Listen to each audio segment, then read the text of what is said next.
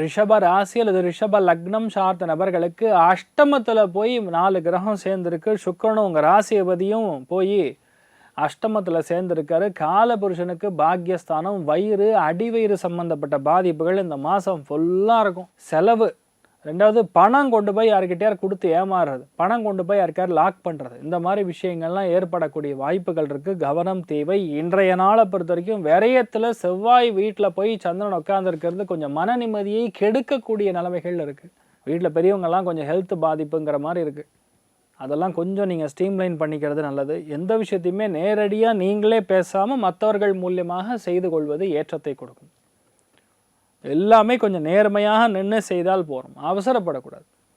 கோவப்படாமல் ஒரு விஷயம் பண்ணிங்கன்னா நீங்கள் ஜெயிச்சிருவீங்க. நிறைய நல்ல விஷயங்கள் மட்டும் நடக்கக்கூடிய அற்புதமான நாளாக இன்றைய நாள் இருக்கப்படுது. நீங்கள் வழிபாடு செய்ய வேண்டிய தெய்வம் மிக முக்கியமாக இன்றைய நாள் பார்த்திங்கன்னா மெயினாக ராஜகோபால சுவாமி, வரதராஜ பெருமாள் வழிபாடு ஏற்றத்தை கொடுப்பார். ராசியா நிறம் ஆரஞ்சு நிறம்.